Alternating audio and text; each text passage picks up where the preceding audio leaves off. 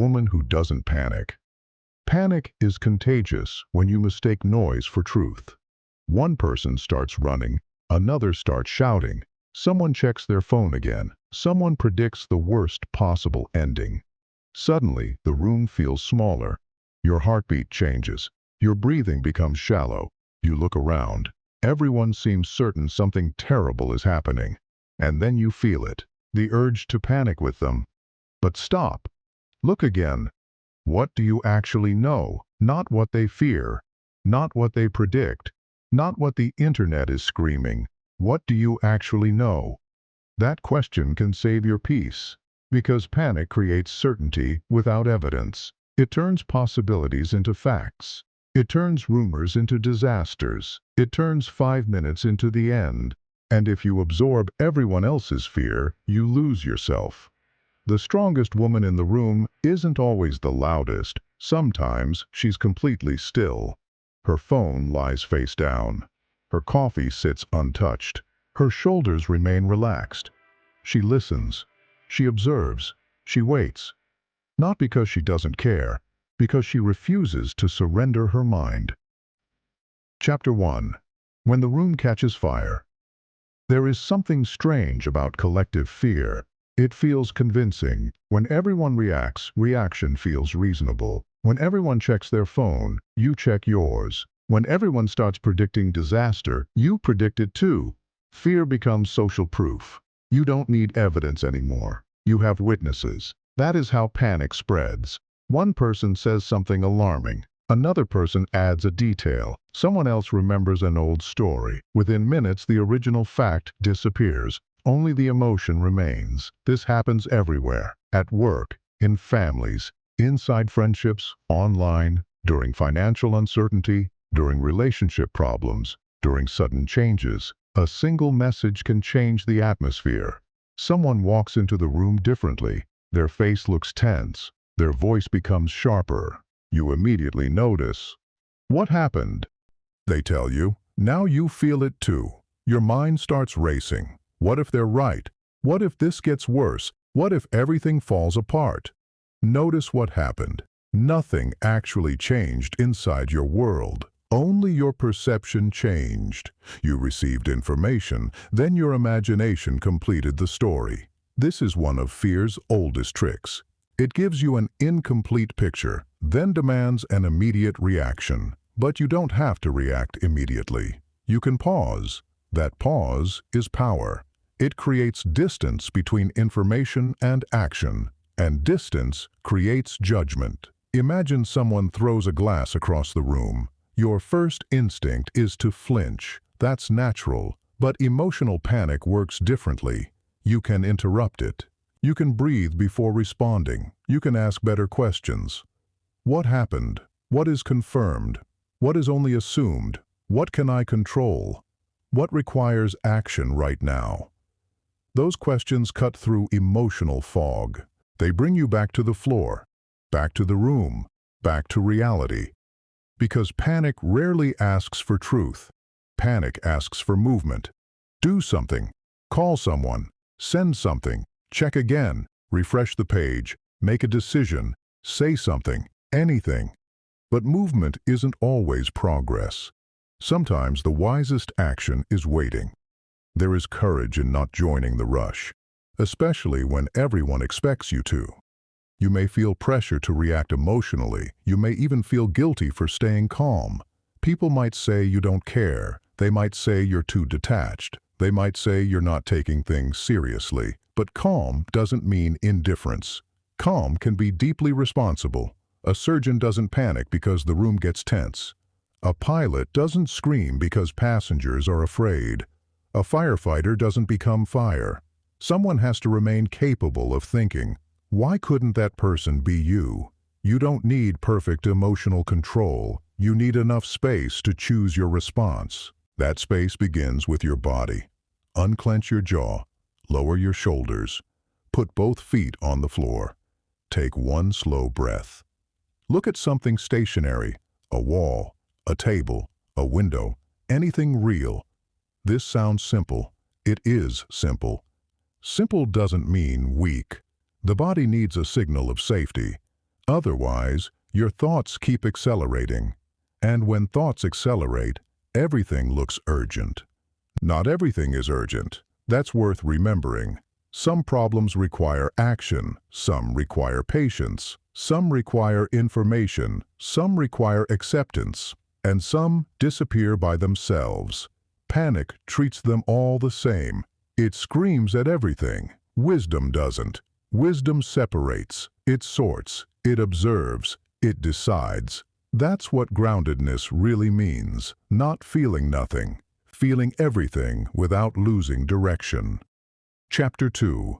The silence before the answer. There is a particular strength in being difficult to disturb. Not emotionally numb, not cold, simply grounded. You can hear bad news. Your stomach can tighten, your hands can become cold, your thoughts can race. And still, you don't immediately obey fear. That is emotional discipline. It starts with recognizing your triggers. Maybe uncertainty terrifies you. Maybe other people's anger affects you deeply. Maybe conflict makes you immediately apologize. Maybe silence makes you assume rejection. Maybe bad news makes you imagine catastrophe. These reactions aren't random. They usually have history. You may have learned them somewhere. Perhaps chaos once surrounded you. Perhaps you had to monitor people's moods. Perhaps unpredictability became normal. Perhaps you learned that danger arrived suddenly. So now your nervous system scans constantly. A raised voice feels enormous. A delayed message feels threatening. A change in someone's expression feels meaningful. You notice everything. But noticing isn't the same as knowing. That distinction can change your life. You can notice someone's silence. You don't know what it means. You can notice someone's anger. You don't know its cause. You can notice a problem. You don't know its outcome. You can notice uncertainty. You don't know its ending. This is where grounded women become different. They stop filling gaps with fear. They allow unanswered questions to remain unanswered. That can feel uncomfortable, but discomfort isn't danger. Read that again. Discomfort isn't automatically danger. Sometimes uncertainty simply feels unpleasant. You don't need to eliminate that feeling. You need to tolerate it. That is where self-trust grows. You begin discovering something important. I can wait. Those 3 words can be incredibly powerful. I can wait before responding. I can wait before deciding. I can wait before believing. I can wait before assuming. I can wait before abandoning myself. Waiting isn't weakness. Sometimes waiting protects you from your worst impulses. Think about messages sent during emotional storms. You write the paragraph, you reread it, you send it, then regret arrives. The feeling was real. The reaction wasn't necessary. Groundedness creates a gap. Inside that gap, your better judgment appears. You might still be angry. You might still be afraid, but now you're choosing. That is the difference. You aren't trying to become emotionless. You're becoming harder to hijack.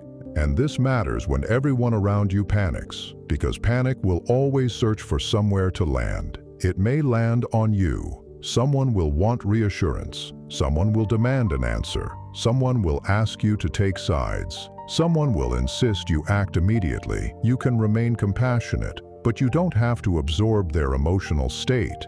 You can say, I understand why you're worried.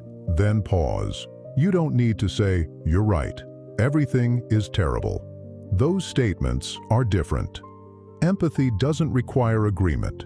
You can understand fear without adopting it. You can sit beside someone who is panicking and remain internally quiet. That quiet is not cruelty. It may be the most helpful thing you offer, because emotional regulation can spread too.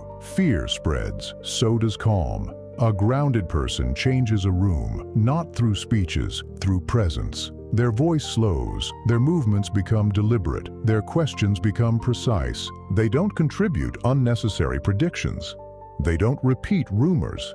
They don't make promises they cannot keep. They simply stay present. That presence gives other people somewhere to stand. And perhaps that's one of the greatest forms of strength, being the person who doesn't make the fire bigger. You don't need to extinguish everyone's fear, just don't feed it. Don't forward every alarming message, don't repeat every rumor, don't consume endless updates, don't keep checking information that changes nothing. Information has a limit.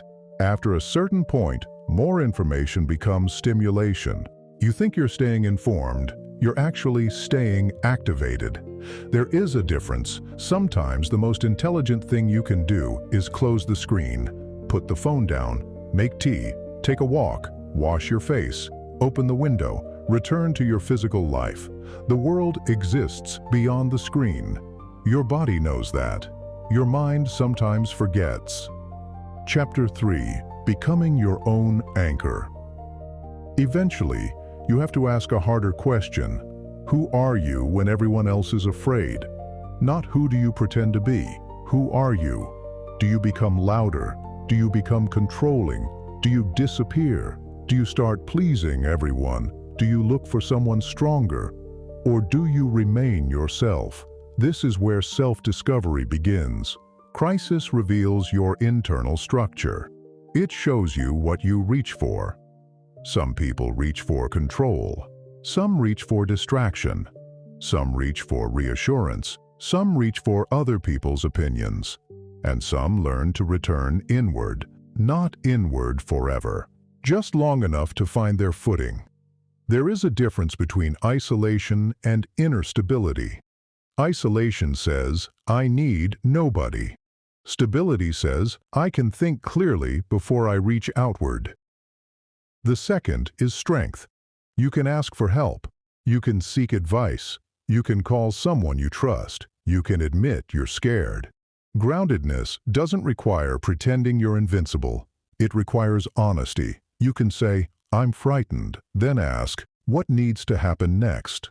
That's a powerful transition, from emotion to action, from panic to clarity, from imagination to reality. Fear asks, what if everything goes wrong?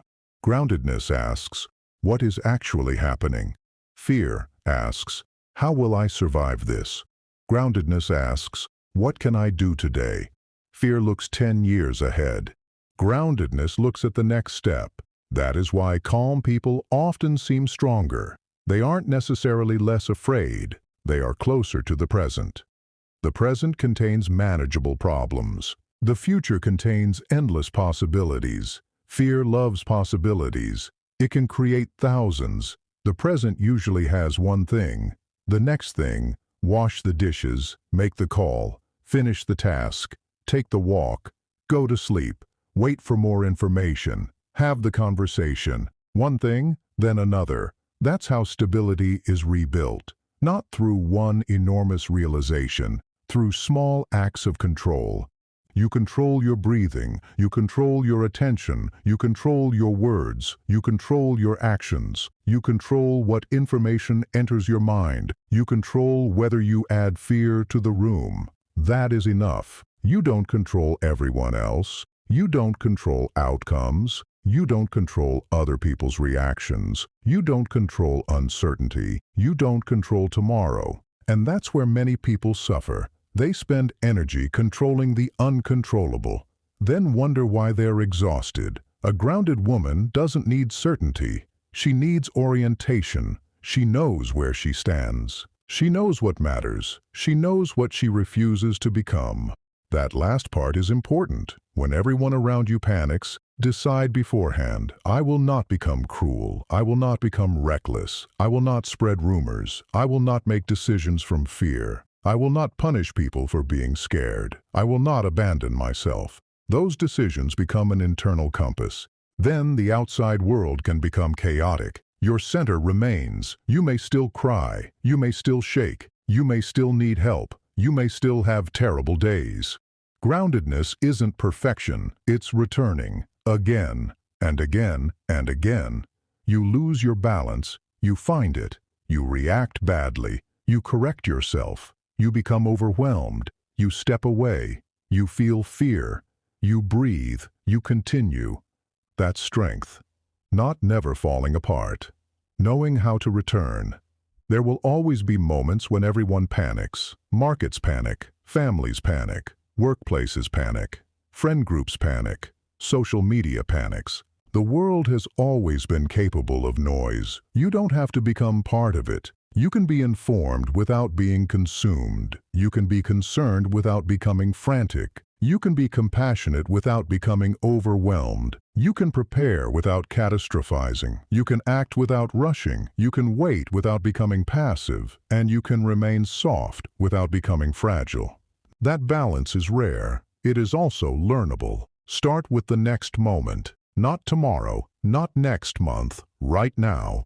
Put your phone down, relax your shoulders, take one deep breath, look around the room, notice what is actually here. The chair, the floor, the light, your hands, your breath. This moment is real. The catastrophe in your imagination isn't. Maybe something difficult is coming, maybe it isn't. You don't need to solve imaginary disasters tonight.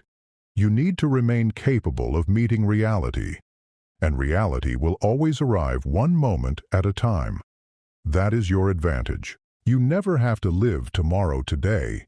You only have to meet today. Then tomorrow can come when it comes.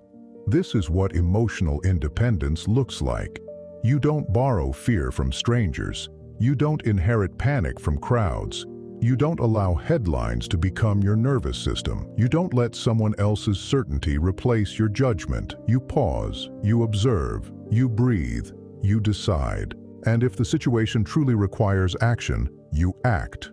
Calmly, precisely, without theatrical fear, without unnecessary noise. There is something almost intimidating about that kind of woman. Everyone else is searching for certainty. She is searching for truth. Everyone else is reacting. She is observing. Everyone else is predicting. She is preparing. Everyone else is shouting. She is listening. And when she finally speaks, her words matter. Because she didn't speak from panic. She spoke from clarity. That is the kind of strength nobody can manufacture overnight. It comes from knowing yourself. Knowing your triggers, knowing your values, knowing your limits, knowing what deserves your attention, and knowing what doesn't. So when the room becomes chaotic, don't ask, "How do I make everyone calm?" Ask something more useful. How do I remain myself? That question changes everything, because you are not responsible for controlling the emotional weather. You are responsible for carrying yourself through it. The storm can exist. Your center can exist too. The noise can rise. Your breath can remain slow. People can lose direction. You can keep yours. And perhaps the greatest freedom is this. You don't need the world to become calm. You can become calm inside the world. Not permanently, not perfectly, but enough. Enough to think. Enough to choose, enough to act, enough to remain human. So when everyone around you starts panicking, pause. Don't borrow their fear. Don't become another loud voice. Don't rush simply because everyone else is rushing. Look at what is real. Separate facts from predictions, separate danger from discomfort, separate urgency from noise. Then take the next honest step. One breath, one decision, one action, that's enough. And if you lose your balance, return. If fear takes over, return. If the room becomes loud, return. Return to your breath. Return to your values. Return to yourself. Because the strongest person in the room isn't necessarily fearless. Sometimes she's simply the one who remembers. Panic is a feeling. It is not an instruction.